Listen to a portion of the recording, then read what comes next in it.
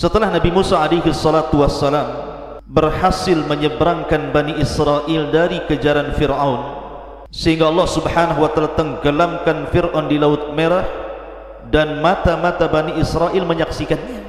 Akhirnya Nabi Musa pun kemudian mengarahkan seluruh Bani Israel ke arah Palestina. Banyak peristiwa dalam perjalanan Nabi Musa dengan Bani Israel menuju Palestina. Saya tidak hendak membicarakan peristiwa-peristiwa ini karena terlampau panjang waktunya. Saya akan masuk pada inti permasalahan. Ketika kemudian Nabi Musa sudah mendekati perbatasan Palestina, Nabi Musa alaihi salatu wassalam tidak bisa masuk karena di negeri itu dikuasai oleh orang-orang Jababir, sehingga Musa alaihi salatu wassalam harus berjihad melawan mereka. Maka Musa alaihi salatu wassalam kemudian meminta kepada Bani Israel untuk siap perang dan berjihad. Tetapi Bani Israel lah kaum yang sangat pengecut, penakut, tidak berani berperang. Kemudian mereka justru mengolok-olok Musa alaihi salatu wassalam dan mengatakan, "Ya Musa, kalau engkau ingin berangkat perang, sana berangkat. Idhab anta wa rabbuka faqatila." Berangkat engkau wahai Musa, ajak Tuhanmu perang berdua sana. Innaha huna qaidin, kami biar duduk-duduk menyaksikan siapa yang menang siapa yang kalah. Begitulah muamalah Bani Israel terhadap nabinya, tidak memiliki adab, su'ul adab. Akhirnya karena mereka tidak mau berjihad, Allah subhanahu wa ta'ala berikan azab kepada mereka, sehingga mereka kemudian dilinglungkan, tidak bisa keluar dari darah itu, yang disebut oleh para ulama sebagai ardutih, dan itu juga dicantumkan dalam Al-Quran. Selama 40 tahun mereka berada di negeri itu, tidak bisa keluar. Bayangkan, mereka tinggal di sebuah padang pasir kering kolontang, tidak ada tanaman, tidak ada tumbuhan, tidak ada air. Betul-betul Allah subhanahu wa ta'ala hinakan mereka karena mereka tidak mau berjihad dengan Nabi Musa alaihi salatu wassalam. Walaupun kemudian akhirnya dengan kebaikan Nabi Musa alaihi salatu wassalam mereka diberikan makanan manna wassalwa, kemudian dikeluarkan air dari bebatuan sebanyak 12 mata air. Itulah makanan mereka selama berada di negeri Tih, sampai Allah subhanahu wa ta'ala takdirkan Nabi Musa meninggal dunia di negeri ini, dan juga sebelumnya Harun alaihi salatu wassalam juga meninggal dunia dan belum mampu membebaskan Baitul Maqdis. Baru setelah kemudian Harun meninggal dunia, Nabi Allah Musa alaihi salatu wassalam meninggal dunia, maka tampuk kepemimpinan jatuh ke tangan Yusha ibn Nun. Inilah yang kita akan kisahkan. Siapa Yusha ibn Nun ini? Ma'asyiral muslimin yang dimuliakan Allah azza wa jalla, Yusha ibn Nun ini orang dekatnya Nabi Musa. Kalau kita cerita tentang kisah Musa mencari ilmu menuju Nabi Khidir alaihi salam, maka pembantu yang ikut bersama Musa adalah Yusha ibn Nun. Dialah yang membawakan perbekalannya sampai betul-betul Musa berjumpa dengan Khidir. Artinya Yusha ini betul-betul orang dekatnya Nabi Musa, sehingga ketika Nabi Musa alaihi salatu wassalam meninggal dunia, maka Yusha inilah yang kemudian menjadi nabi dan yang memimpin Bani Israel. Ketika generasi para pengecut, para penakut di zaman Nabi Musa juga sudah hilang, sudah meninggal dunia, kemudian datang generasi berikutnya. Maka generasi berikutnya inilah kemudian digembleng oleh Yusha ibn Nun selama 40 tahun untuk siap berjihad. Barulah kemudian tumbuh keberanian mereka jihad, tumbuh keinginan mereka ingin menguasai Baitul Maqdis. Tetapi ketika itu Yusha ibn Nun mensyaratkan setiap pasukan yang ikut dengan dirinya tidak boleh masuk pada 3 perkara. Pertama, seorang laki-laki yang hendak meminang atau melakukan pernikahan dengan seorang wanita, maka dilarang ikut jihad. Karena nanti kalau seandainya dia ikut jihad, maka pikirannya akan kemana-mana, akan memikirkan wanita dan tidak memikirkan perang. Yang kedua, seorang laki-laki yang membangun rumah dan belum sempurna bangunannya, maka dilarang berjihad, karena kalau seandainya dia berjihad, dia akan berfikir tentang rumahnya. Kemudian yang ketiga, seorang laki-laki yang memiliki ternak, memiliki kambing, sapi atau unta yang bunting yang hendak melahirkan, maka tidak boleh ikut perang, sebab kalau dia perang dia akan pikirkan tentang kelahiran binatang ternaknya.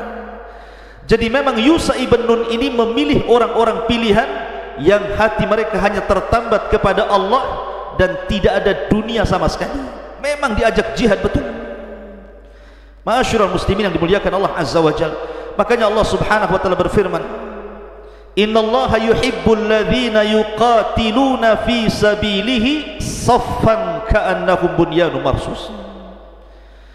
Sesungguhnya Allah Subhanahu wa taala mencintai orang-orang yang berperang di jalannya dalam barisan yang teratur. Mereka seakan-akan seperti satu bangunan yang tersusun dengan kokoh. Itulah yang dikehendaki Yusha ibn Nun.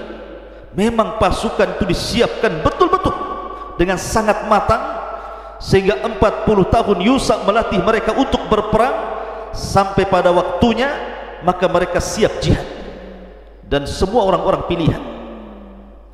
Ma'asyiral muslimin yang dimuliakan Allah Subhanahu wa taala, berangkatlah tentara Bani Israel yang memang orang-orang pilihan dari kalangan muwahhidin, orang-orang yang beriman, dipimpin langsung Nabiullah Yusha ibn Nun menuju Baitul Maqdis untuk merebut Baitul Maqdis. Dan inilah sejarah pertama Bani Israel menyerang Baitul Maqdis dan hendak membebaskannya di tangan Yusha ibn Nun. Masalahnya ketika kemudian tentara Yusha ibn Nun ini sudah berada di gerbang Baitul Maqdis,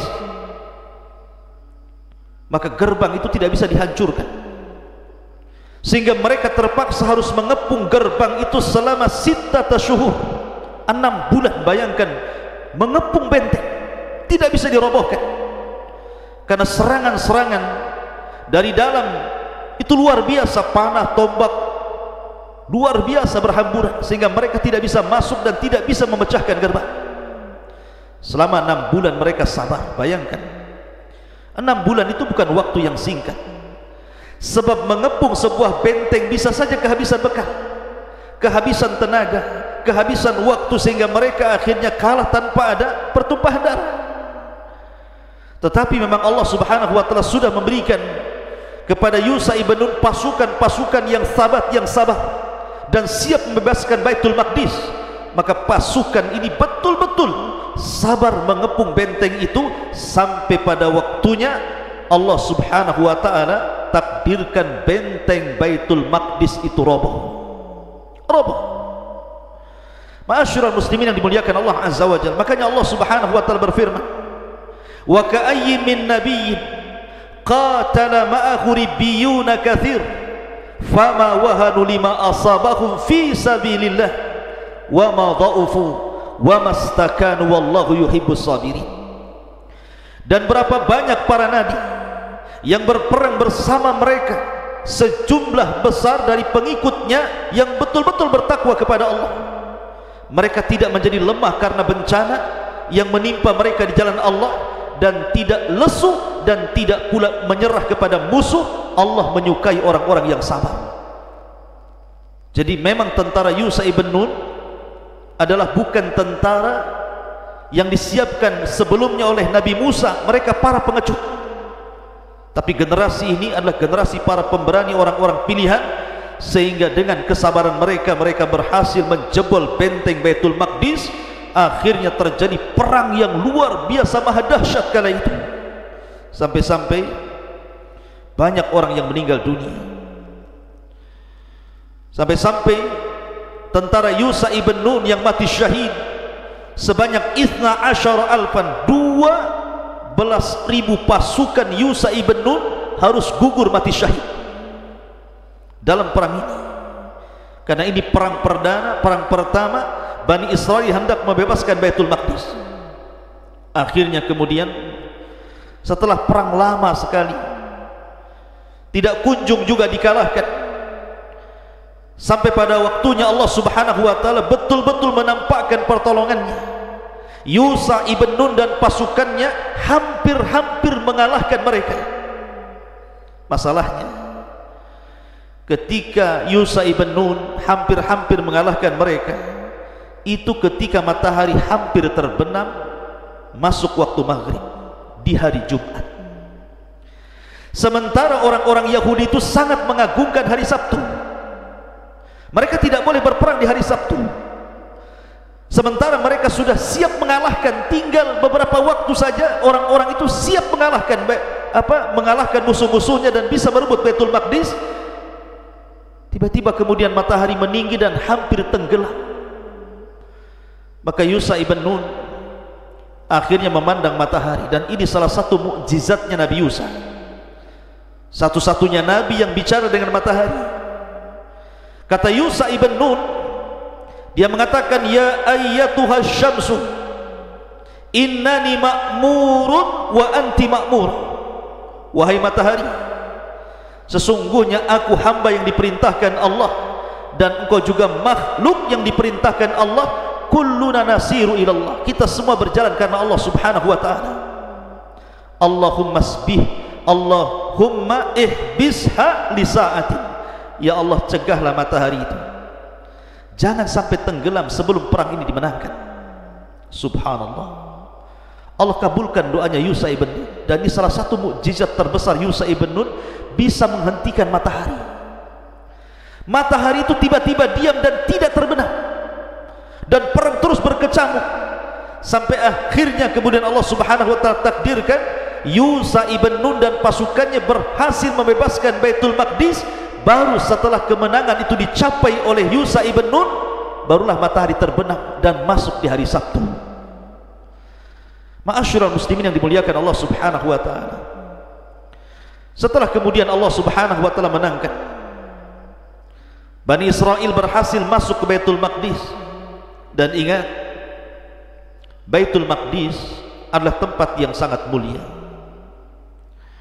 Siapa yang menempati tempat itu akan mendapatkan rizki yang sangat banyak.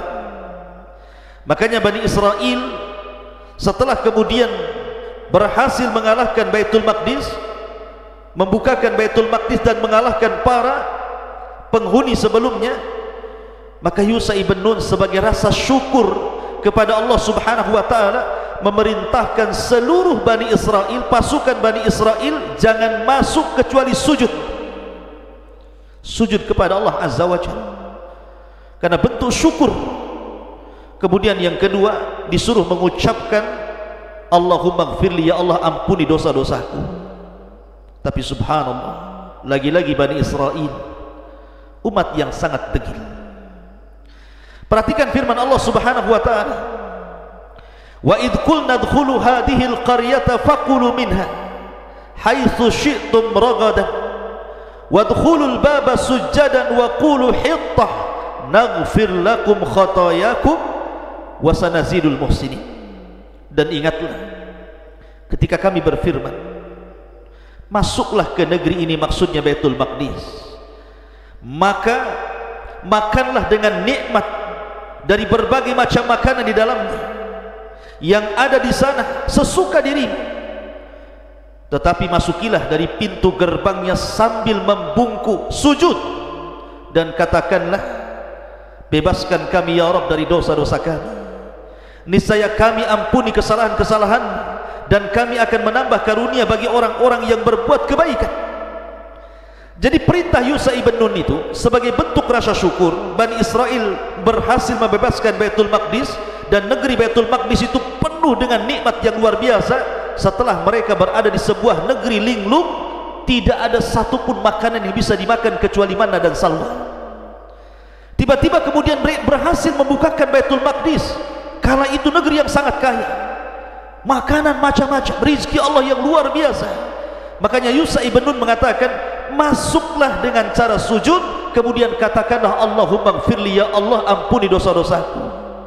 Tapi lihat bagaimana jawaban orang-orang Bani Israel akan perintah Yusha ibn Nun. Fabaddala alladhina zalamu qawlan ghayra alladhi qila lahum fa'anzalna 'ala alladhina zalamu rizqan minas sama'i bima kanu yafsukun.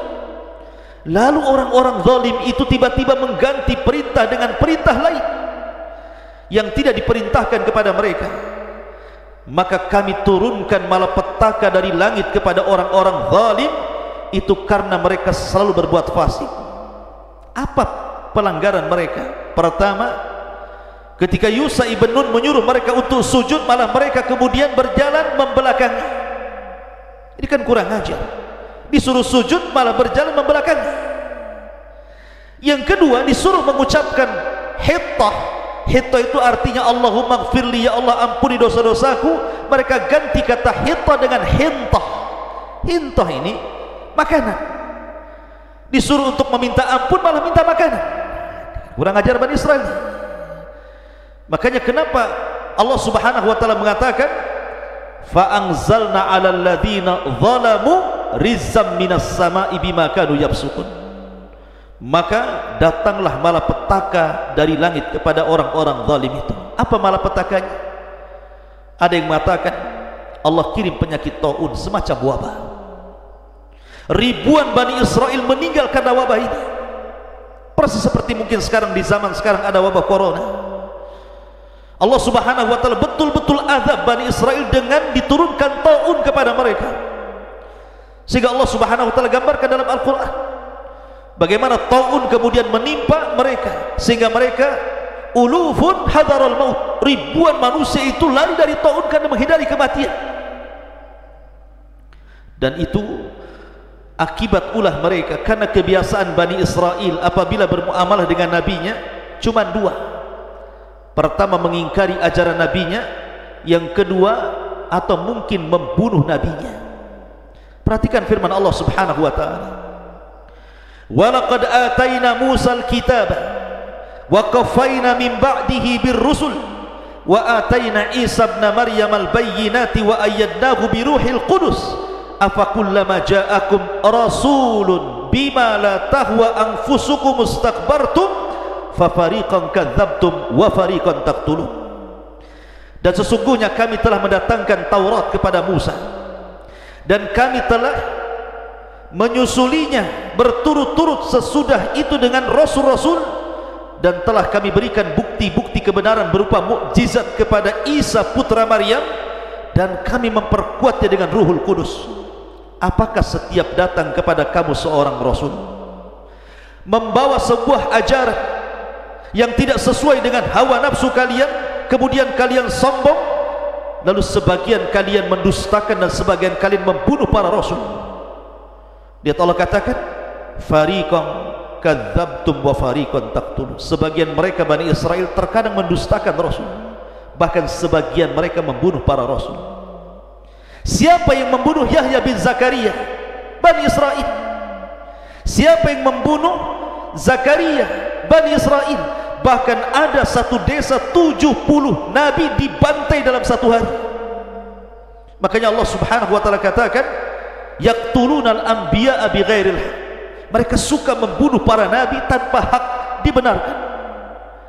Dan hari ini ikhwatu fiddin yang dimuliakan Allah Azza wa Jalla, tepat pada tanggal 27 Ramadan kalau tidak salah, terjadi penyerangan orang-orang Yahudi Israel kepada Palestina.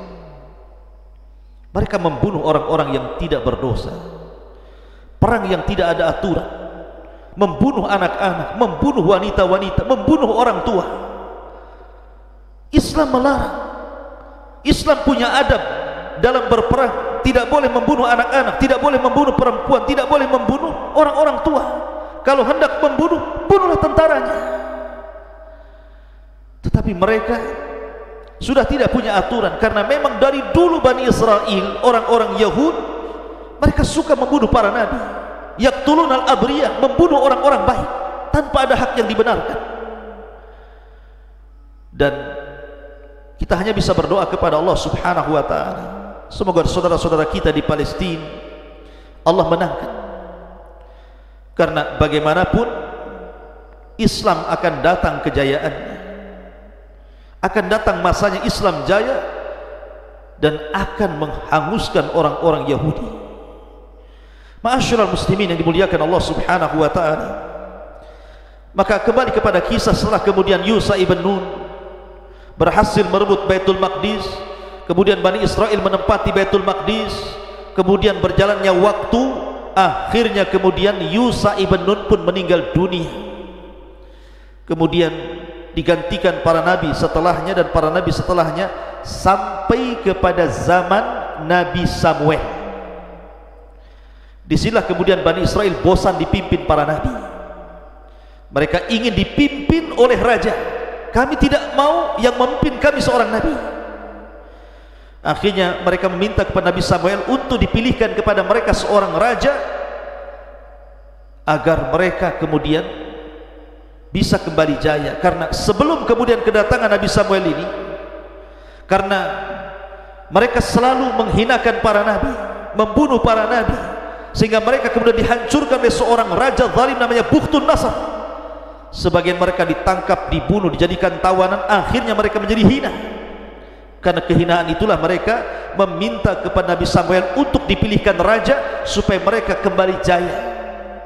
Maka Nabi Samuel pun kemudian memilihkan kepada mereka seorang raja pertama Bani Israel yang disebut dengan Raja Talut. Inilah raja pertama dari raja Bani Israel.